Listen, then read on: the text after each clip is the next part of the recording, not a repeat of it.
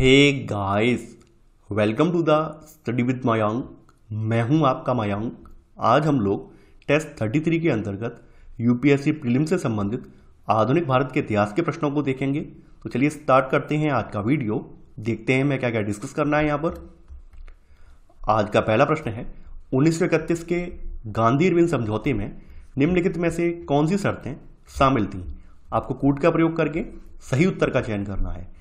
सविनय अवज्ञा आंदोलन के दौरान पुलिस जातियों की सार्वजनिक जांच, हिंसा के दोषी नहीं पाए गए सभी राजनीतिक बंदियों की तत्काल रिहाई, शांतिपूर्ण विरोध प्रदर्शन का अधिकार।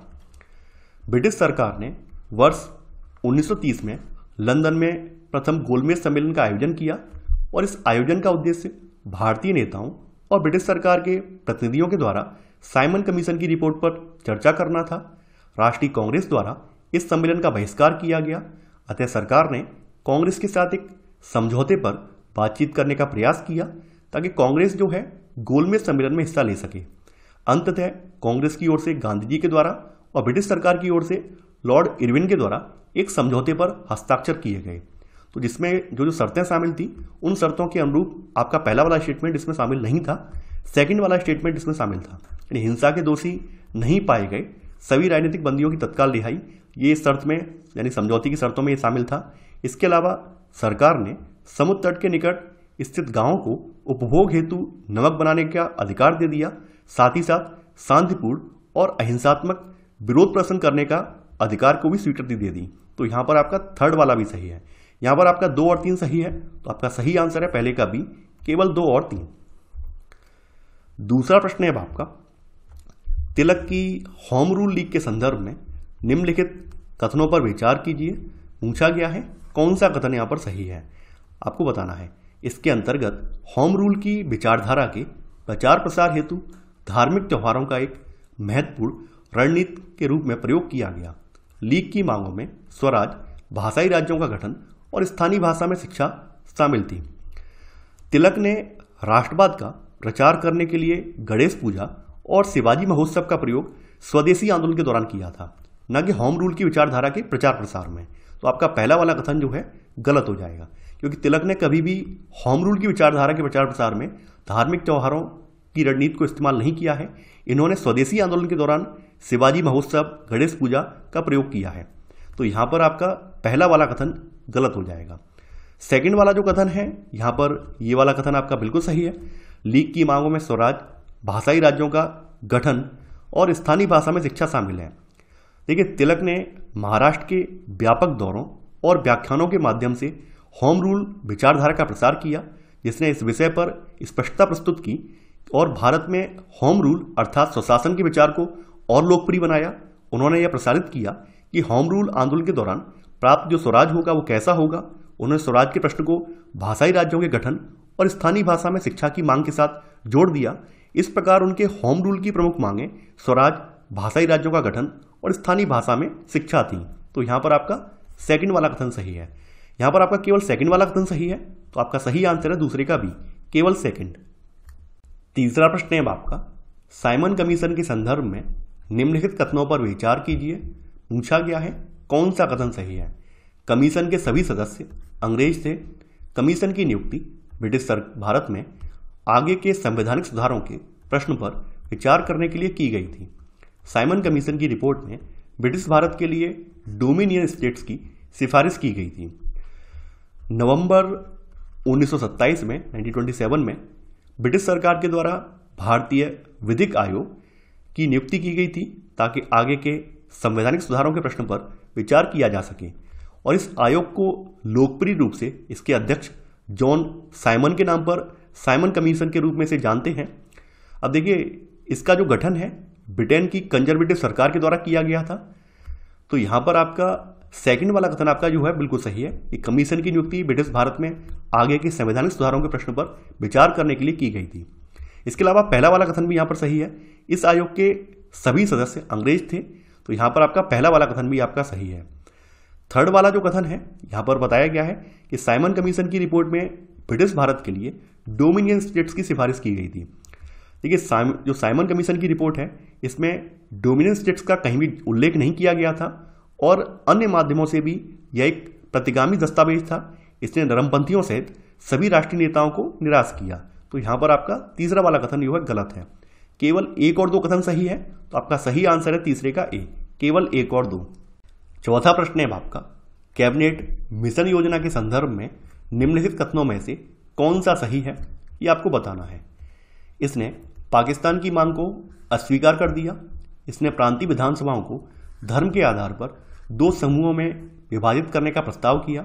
इसने रक्षा, मुद्रा और संचार को नियंत्रित करने वाले एक साझा केंद्र का प्रावधान किया। वर्ष 1946 में भारतीय समस्या का परस्पर सहमति से समाधान खोजने के लिए कैबिनेट मिशन भारत आया। मिशन ने सभी प्रमुख राजनीतिक दलों के नेताओं के साथ वार्ता की। इसके बाद एक अखंड भारत की स्थापना के लिए अपनी योजना का प्रस्ताव प्रस्तुत किया। कैबिनेट मिशन में भारत के राज्य सचिव Lord Pethick Lawrence, Sir Stafford Cripps और A.B. अलेक्जेंडर शामिल थे। कैबिनेट मिशन ने अविभाजित भारत की सिफारिश की और मुस्लिम लीग की एक पृथक पाकिस्तान की जो मांग है इसको अस्वीकार कर दिया। तो यहां पर आपका पहला वाला कथन सही है। सेकंड वाला कथन यहां पर गलत है। इसने प्रांतीय विधानसभाओं को धर्म के आधार पर, जो कि गलत है, यहां पे धर्म का कहीं जिक्र ही नहीं आया है। वर्तमान प्रांतीय विधानसभाओं को 3 खंडों में वर्गीकृत करने का प्रस्ताव किया गया, जिन्हें समूह गठन पर निर्णय लेने के लिए अनिश्चित बैठक करनी थी। यानी इन्होंने 2 प्रकार से नहीं बल्कि 3 समूहों में विभाजित करने की बात कही है, लेकिन धर्म के आधार पर नहीं। यानी यहां पर कोई धर्म की बात है ही नहीं। तो सेकंड वाला यहां पर गलत है। तीसरा वाला यहां पर गलत है। देखिए, इसके अंतर्गत प्रावधान किया गया रक्षा, विदेशी मामले एवं संचार दिल्ली स्थित केंद्र सरकार के अधीन रहेंगे, जबकि अन्य शक्तियां प्रांतों में निहित रहेंगी। तो यहां पर तीसरा वाला गलत है। इसमें लिखा हुआ है इसने रक्षा, मुद्रा और संचार को नियंत्रित करने वाले एक साझा केंद्र का प्रावधान किया। साझा केंद्र का नहीं था, पृथक था। यानी कि रक्षा, विदेशी मामले और संचार जो है वो केंद्र सरकार के अधीन, और बाद बाकी मामले जो है प्रांतों सहित केंद्र सरकार, यानी जहां पर प्रांतों की जरूरत है प्रांतों के अधीन रहेंगे, और जहां पर दोनों की जरूरत है उनमें दोनों लोग इन्वॉल्व रहेंगे। ठीक है, तो यहां पर तीसरा वाला जो है ये गलत हो जाएगा। केवल पहला वाला यहां पर सही है। तो यहां पर सही आंसर है चौथे का ए, केवल 1। पांचवा प्रश्न है आपका, 1857 के विद्रोह के बाद रियासतों के प्रति ब्रिटिश सरकार द्वारा निम्नलिखित में से कौन से नीतिगत उपाय अपनाए गए थे? आपको कूट का प्रयोग करके सही उत्तर का चयन करना है। अंग्रेजों ने रियासतों के प्रति विलय की नीति को त्याग दिया। अंग्रेजों ने रियासतों के दिन प्रतिदिन के मामलों में हस्तक्षेप करना बंद कर दिया। रियासतों को पूर्णतः ब्रिटिश क्राउन के अधीन कर दिया गया। देखिए, 1857 से पहले अंग्रेजों ने देसी रियासतों का विलय करने के प्रत्येक अवसर का लाभ उठाया। 1857 के बाद इस नीति को त्याग दिया गया था। तो यहां पर आपका पहला वाला कथन सही है।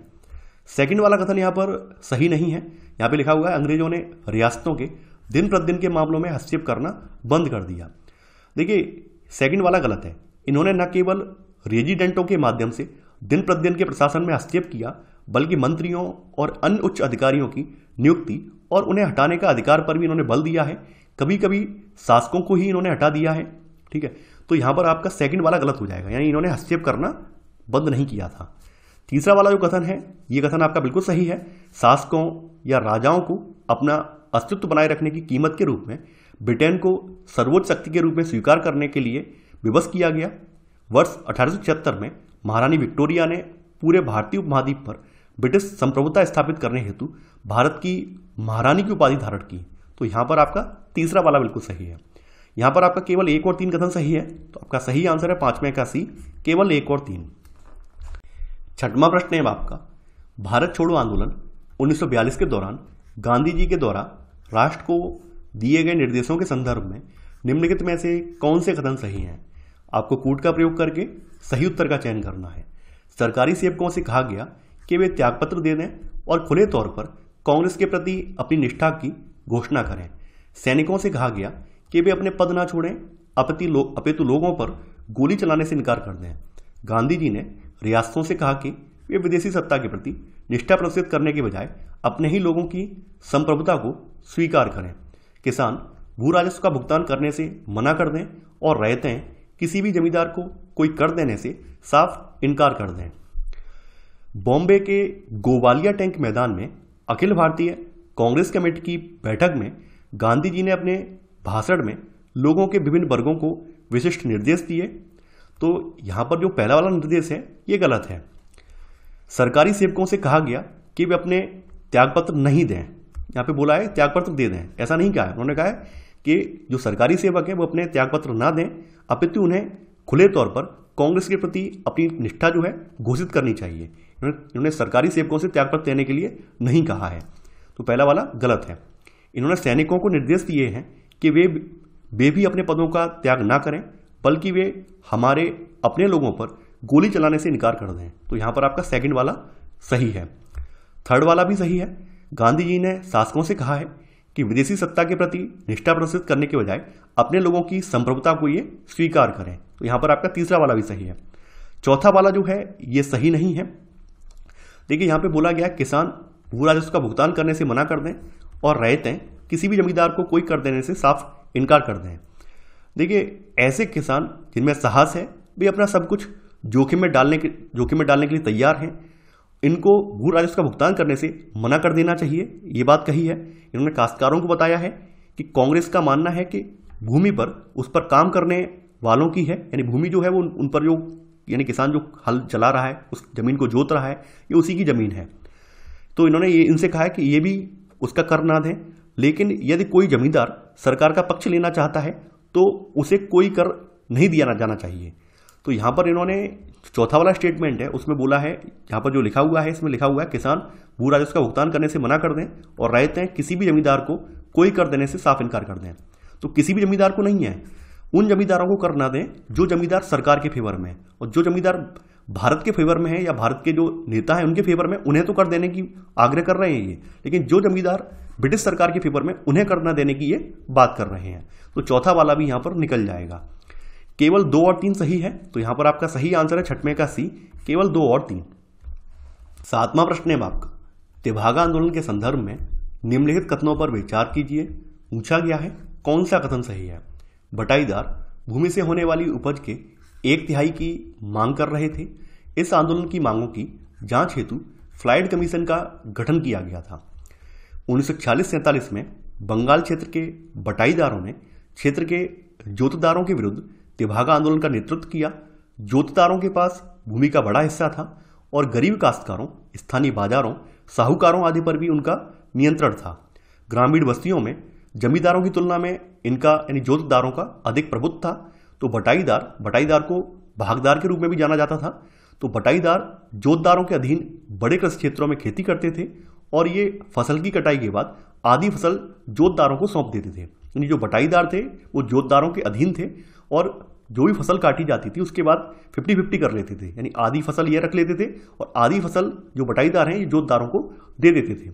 तो यहां पर आपका पहला वाला जो कथन है ये सही नहीं है। बटाईदार भूमि से होने वाली जो उपज है इसके 2/3 की डिमांड कर रहे थे, यानी इनका कहना यह था कि 1/3 हम जोतदार को देंगे, अपने मालिक को देंगे, और 2/3 हम खुद रखेंगे। तो आपका पहला वाला जो है ये गलत हो जाएगा। सेकंड वाला जो है ये भी सही नहीं है।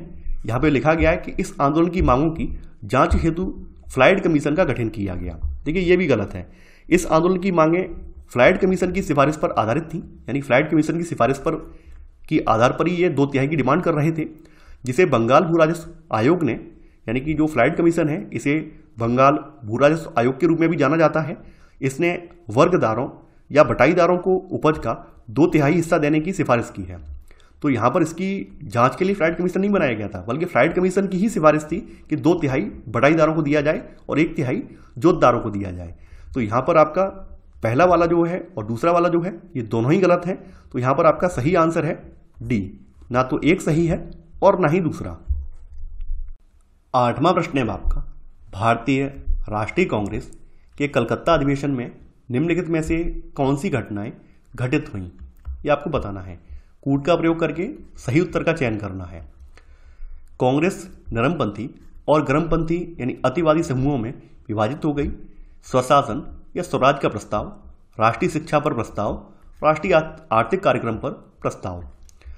देखिए 1906 का जो कांग्रेस अधिवेशन है ये दादा भाई नौरोजी की अध्यक्षता में कलकत्ता में आयोजित किया गया था और कांग्रेस को 2 समूहों अर्थात नरमपंथियों और गरमपंथियों में विभाजित होने से बचाने हेतु इन्हें अध्यक्ष के रूप में चुना गया था, क्योंकि एक वयोवृद्ध नेता थे। यानी इनका मानना यह था कि भाई दादा भाई नौरोजी की बात नरमपंथी भी मानेंगे और गरमपंथी भी मानेंगे, तो इसी वजह से इनको इसका अध्यक्ष बनाया गया था।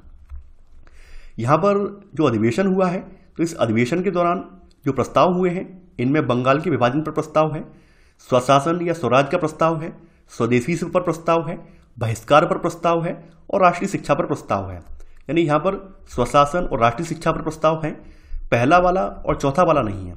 अब देखिए पहला वाला क्या हुआ है, जो 1907 का सूरत अधिवेशन हुआ है, तो सूरत अधिवेशन के दौरान कांग्रेस दो समूहों में विभक्त हो गई है, नरमपंथी में और गर्मपंथी में। तो यहाँ पर जो नरमपंथी और गर्मपंथी में ये विभाजित हुई है, तो इसका संबंध आपके कलकत्ता अधिवेशन से नहीं है, बल्कि जो सूरत अधिवेशन है 1907 का, इससे है। तो यहाँ पर आपका पहला वाला गलत है। चौथे के वाली की बात करें तो चौथा वाला भी सही नहीं है। चौथा वाला जो राष्ट्रीय आर्थिक कार्यक्रम था, राष्ट्रीय आर्थिक कार्यक्रम का जो प्रस्ताव था, ये कराची में आयोजित 1931 के अधिवेशन में इसके दौरान ये पारित किया गया है। यानी 1931 का जो कराची अधिवेशन है, तो कराची अधिवेशन के दौरान ये प्रस्ताव था, ना कि आपका कलकत्ता अधिवेशन 1906 के दौरान। तो यहाँ पर आपका 2 और 3 सही है, तो आपका सही आंसर है 8वें का बी, केवल 2 और 3। 9वां प्रश्न है आपका, स्वराज पार्टी के संदर्भ में निम्नलिखित कथनों पर विचार कीजिए। पूछा गया है कौन सा कथन सही है। इसका गठन भारतीय राष्ट्रीय कांग्रेस के गया अधिवेशन के पश्चात हुआ था। इसे कांग्रेस के भीतर एक समूह के रूप में कार्य करना था। पार्टी ने 1923 के चुनाव में केंद्रीय विधानसभा में 50% से अधिक निर्वाचित सीटों पर सफलता प्राप्त की। देखिए आपका पहला वाला कथन बिल्कुल सही है।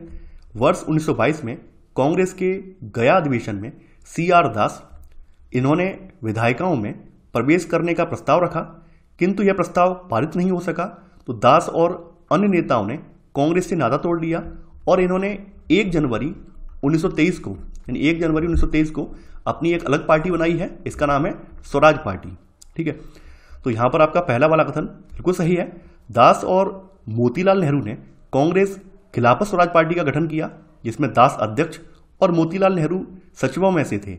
नई पार्टी को कांग्रेस के भीतर एक समूह के रूप में कार्य करना था। इसने कांग्रेस के कार्य के अतिरिक्त अन्य कार्यक्रमों को स्वीकार कर लिया था। तो यहाँ पर सेकंड वाला भी सही है, यानी इसे कांग्रेस के भीतर एक समूह के रूप में कार्य करना था। तो यहाँ पर आपका सेकंड वाला भी सही है। थर्ड वाला जो कथन है ये सही नहीं है। देखिए यहाँ पे बोला गया है कि पार्टी ने 1923 के चुनावों में केंद्रीय विधानसभा में 50% से अधिक निर्वाचित सीटों पर सफलता प्राप्त की, ये गलत है। स्वराजवादियों ने केंद्रीय विधानसभा की 101 जो सीटें हैं, तो इनमें से 42 सीटों पर सफलता प्राप्त की थी। तो ये 42 सीटें 50% से अधिक नहीं है। 50% का मतलब क्या हो गया, यहाँ पर 51 सीटें आनी चाहिए, तभी तो 50% से अधिक होंगी। तो यहाँ पर तीसरा वाला गलत हो जाएगा। यहाँ पर आपका केवल 1 और 2 सही है, तो आपका सही आंसर है 9वें का ए, केवल 1 और 2। 10वां प्रश्न है आपका, आजाद हिंद फौज के संदर्भ में निम्नलिखित कथनों पर विचार कीजिए। पूछा गया है कौन सा कथन सही है। स्वतंत्र भारत की अस्थायी सरकार का गठन मोहन सिंह ने सिंगापुर में किया था। सुभाष चंद्र बोस ने सिंगापुर और रंगून में आजाद हिंद फौज के मुख्यालय की स्थापना की थी। देखिए ये प्रश्न आपका काफी इंपॉर्टेंट है और आप में से लगभग 80% अभ्यर्थी इसमें कई बार मात खा जाते हैं, क्योंकि यहाँ पर दोनों ही लोग, मोहन सिंह हो या फिर सुभाष चंद्र बोस हो, दोनों का ही इसमें एक अहम योगदान है। कई बार क्या है कि आप सुभाष चंद्र बोस को कहीं सही समझ लेते हैं और कहीं जगह मोहन सिंह को सही समझ लेते हैं। तो जो आपकी INA है, यानी इंडियन नेशनल आर्मी है, इसके गठन के 2 चरण हैं। यानी एक तो आपका पहला स्टेप है, पहला चरण है, और एक सेकंड चरण है। तो यहाँ पर बारी बारी से दोनों चरणों को समझते हैं कि दोनों चरणों में INA में क्या क्या प्रगति हुई है। तो आजाद हिंद फौज या इंडियन नेशनल आर्मी भारतीय राष्ट्रवादियों द्वारा 1942 में साम्राज्यिक जापानी सेना की सहायता के माध्यम से ये गठित एक सशस्त्र बल था। और INA की स्थापना का जो विचार था, ये सबसे पहले मोहन सिंह के मन में आया था। यानी ये विचार जो है मोहन सिंह के मन में आया था। यहाँ पर INA की जो भूमिका है, इसके प्रश्न पर मोहन सिंह के नेतृत्व वाली INA सेना और जापानियों के बीच गंभीर मतभेद उत्पन्न हो गए। इसके कारण INA के पहले चरण में बहुत ही थोड़ी प्रगति हो पाई, यानी बहुत ज़्यादा प्रगति यहाँ पर INA को नहीं हो पाई है, क्योंकि यहाँ पर जापानियों के बीच और कैप्टन मोहन सिंह के बीच मतभेद हो गए हैं। अब देखिए बात कर लेते हैं INA की दूसरे चरण की। तो INA के दूसरे चरण का आरंभ तब हुआ है जब 1943 में सुभाष चंद्र बोस सिंगापुर पहुंचे हैं। तो बोस ने 21 अक्टूबर 1943 को स्वतंत्र भारत की अनंतिम या अस्थायी सरकार का गठन किया है। यानी बोस ने ही कब 21 अक्टूबर 1943 को अंतिम सरकार का गठन किया है। तो न कि मोहन सिंह ने। तो यहाँ पर आपका पहला वाला कथन गलत हो जाएगा। तो यहाँ पर लिखा हुआ है स्वतंत्र भारत की अस्थायी सरकार का गठन मोहन सिंह ने सिंगापुर में किया था, नहीं। वो सुभाष चंद्र बोस ने 21 अक्टूबर 1943 को स्वतंत्र भारत की अस्थायी सरकार का गठन किया था। सेकंड वाला कथन आपका बिल्कुल सही है। सुभाष चंद्र बोस ने INA के 2 मुख्यालय स्थापित किए, एक रंगून में और दूसरा सिंगापुर में, और नए असैन्य पदाधिकारियों की नियुक्ति के द्वारा INA को मान्यता प्रदान की गई। तो यहाँ पर आपका सेकंड वाला सही है। तो यहाँ पर आपका सही आंसर है 10 का बी, केवल सेकंड। आई होप आपको INA की स्थापना का चरण समझ में आ गया होगा। मैंने दोनों ही जो चरण हैं वो आपको अच्छे से समझाए हैं। अब आपको कोई कन्फ्यूजन नहीं रहा होगा। 11वां प्रश्न है आपका, निम्नलिखित परिच्छेद पर विचार कीजिए। इस गवर्नर जनरल ने रॉबर्ट क्लाइव द्वारा आरंभ की गई द्वैध शासन प्रणाली को समाप्त कर दिया। इसने दस्तक अथवा मुफ्त पास की व्यवस्था को भी समाप्त कर दिया और आंतरिक व्यापार को नियंत्रित किया। इसने मुस्लिम विधियों और संबंधित विषयों के अध्ययन एवं शिक्षण के लिए कलकत्ता मदरसा की स्थापना की। इसने पूर्व भुगतान डाक व्यवस्था की एक समान प्रणाली भी शुरू की। उपयुक्त परिच्छेद निम्नलिखित में से किस गवर्नर जनरल को संदर्भित करता है? Lord Cornwallis, Lord Warren Hasting, Lord William Bentinck, Lord Wellesley. वर्ष 1772 में जब वारेन हेस्टिंग ने बंगाल का प्रशासन संभाला तो इसने बंगाल को पूर्ण रूप से अराजक स्थिति में पाया। इसलिए वारेन हेस्टिंग ने सुधारों को लागू करने की तत्काल आवश्यकता अनुभव की है। तो इसने सबसे पहला सुधार क्या किया है? इसने रॉबर्ट क्लाइव द्वारा आरंभ की गई द्वैध शासन प्रणाली को समाप्त कर दिया था। इसके अलावा वारेन हेस्टिंग ने दस्तक अथवा जो मुफ्त पास वाली जो व्यवस्था थी इसको भी यहाँ पर बंद कर दिया, यानी समाप्त कर दिया है। 1781 में वारेन हेस्टिंग ने मुस्लिम विधियों और संबंधित विषयों के अध्ययन और शिक्षण के लिए कलकत्ता मदरसा की स्थापना की है। कलकत्ता मदरसा की स्थापना 1781 में की गई है। इसके अलावा उसने पूर्व भुगतान डाक व्यवस्था की एक समान प्रणाली की भी शुरुआत की है। तो यहाँ पर आपका सही आंसर है 11 का बी, लॉर्ड वारेन हेस्टिंग्स। 12वां प्रश्न है आपका, जाति व्यवस्था के विरुद्ध मानव मात्र के लिए कोई धर्म नहीं, कोई जाति नहीं और कोई ईश्वर नहीं का आह्वान निम्नलिखित में से किस नेता से संबंधित है?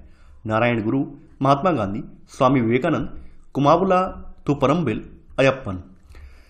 कुमावुला थुपरम्बिल अयप्पन जो सहोदरन अयप्पन के नाम से प्रसिद्ध हैं, ये केरल के एक समाज सुधारक, विचारक, तर्कवादी, पत्रकार और राजनीतिज्ञ थे। तो इन्होंने ही ये नारा दिया है कि मानव मात्र के लिए कोई धर्म नहीं, कोई जाति नहीं और कोई ईश्वर नहीं, इसका आह्वान किया है। तो यहाँ पर आपका सही आंसर है आपका 12 का डी। 13वां प्रश्न है आपका, निम्नलिखित सामाजिक धार्मिक सुधारों को कालक्रम के अनुसार व्यवस्थित कीजिए। ब्रह्म सभा की स्थापना, बेथुन स्कूल की स्थापना, वेदांत कॉलेज की स्थापना। कूट का प्रयोग करके सही उत्तर का चयन कीजिए। सबसे पहले बात कर लेते हैं ब्रह्म सभा की स्थापना। तो हिंदू सुधारक राजा राममोहन राय ने ब्रह्म सभा की स्थापना अगस्त 1828 में की थी। राजा राममोहन राय की धार्मिक सत्य की खोज ने उन्हें खुले मन से सभी प्रमुख धर्म ग्रंथ हैं इनका अध्ययन करने के लिए प्रेरित किया, और इस प्रकार उन्होंने केवल संस्कृत में वेदों जैसे हिंदू शास्त्रों का अध्ययन किया, बल्कि उन्होंने अरबी में कुरान और हिब्रू और ग्रीक में बाइबल का भी इन्होंने अध्ययन किया है। तो यहाँ पर आपका ब्रह्म सभा की स्थापना 1828 में हुई है। बेथुन स्कूल की स्थापना, यानी बेथुन स्कूल की स्थापना एक व्यक्ति हैं J.E.D. बेथुन, इनके द्वारा 1849 में की गई थी। 1849 में इसकी स्थापना की गई थी, और इसकी स्थापना का उद्देश्य ये था, महिलाओं की शिक्षा हेतु एक शक्तिशाली आंदोलन के रूप में इसकी स्थापना की गई थी। तो यहाँ पर बेथुन स्कूल की स्थापना 1849 में हुई है। वेदांत कॉलेज की बात करें तो वेदांत कॉलेज की स्थापना भी राजा राममोहन राय ने ही की थी, और इसकी स्थापना 1825 में की गई है। तो आप लगा लीजिए सही क्रम आपका 3, 1 और 2 है। तो यहाँ पर आपका सही आंसर है 13 का ए, 3, 1, 2। 14वां प्रश्न है आपका, हालांकि भारत में सर्वप्रथम पुर्तगालियों का आगमन हुआ था, परंतु वे पूर्व में लंबे समय तक व्यापारिक एकाधिकार को बनाए रखने में असमर्थ रहे थे, क्योंकि इसके व्यापारियों को इसके जमींदार अभिजात वर्ग की तुलना में अधिक शक्ति प्राप्त थी। अन्य यूरोपीय शक्तियों की तुलना में पुर्तगाली नौवहन के विकास में पिछड़ गए। उन्होंने धार्मिक असहिष्णुता की नीति का अनुसरण किया। 18वीं शताब्दी तक भारत में पुर्तगालियों ने अपना व्यावसायिक प्रभाव खो दिया था, यद्यपि उनमें से कुछ ने अभी भी अपनी व्यक्तिगत क्षमता से व्यापार जारी रखा, और कई तो समुद्री डकैती और लूटपाट करने लगे। पुर्तगालियों के पतन के तमाम कारण थे। इनमें से आपका जो पहला वाला जो रीजन दिया हुआ है ये गलत है। पुर्तगालियों की जनसंख्या जो थी तो वो 10 लाख से कम थी। इनका जो राज दरबार निरंकुश और पतनोन्मुख था। इनके जमींदार कुलीन वर्गों की तुलना में इनके व्यापारियों की शक्ति और प्रतिष्ठा अत्यंत कम थी, जबकि यहाँ उल्टा बताया गया है। तो आपका पहला वाला रीजन गलत हो जाएगा। सेकंड वाला रीजन आपका बिल्कुल सही है। पुर्तगाली अन्य यूरोपीय शक्तियों की तुलना में नौवहन के विकास में पिछड़ गए, तो एक रीजन ये बिल्कुल सही है।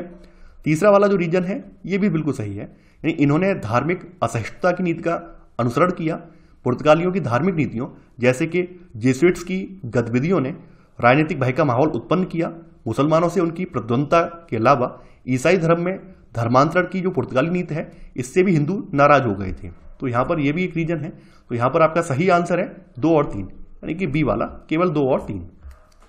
15वां प्रश्न है आपका, सहायक संधि प्रणाली के संदर्भ में निम्नलिखित में से कौन सा सही नहीं है, ये आपको बताना है। संधि के तहत एक ब्रिटिश रेजिडेंट भारतीय शासकों के दरबार में नियुक्त किया जाता था। इसे गवर्नर जनरल वारेन हेस्टिंग द्वारा लाया गया था। इस संधि का उद्देश्य फ्रांसीसियों को भारत में अपने प्रस्ताव के विस्तार से दूर रखना था। हैदराबाद के निजाम पहले भारतीय शासक थे जो इसमें शामिल हुए थे। सहायक संधि प्रणाली का प्रयोग जो है भारत में ब्रिटिश साम्राज्य की स्थापना हेतु लॉर्ड वेलेस्ली के द्वारा किया गया था। और लॉर्ड वेलेस्ली का जो कार्यकाल है आपको पता ही है कब से कब तक है, 1798 से लेकर 1805 तक इसका कार्यकाल रहा है। तो यहां पर आपका ए, सी और डी तीनों ही सही हैं, बी वाला गलत है, यानी इसे गवर्नर जनरल लॉर्ड वेलेस्ली द्वारा लाया गया था। तो यहां पर आपका सही आंसर है 15 का बी वाला, क्योंकि यहां पर पूछा गया कौन सा सही नहीं है, तो यहां पर बी वाला सही नहीं है। तो ये था हमारा आज का वीडियो। आई होप आपको आज का वीडियो पसंद आया होगा। आप लोग इस वीडियो को लाइक और शेयर करना बिल्कुल ना भूलें। तो चलिए आज के लिए बस इतना ही। Thanks for watching. जय हिंद।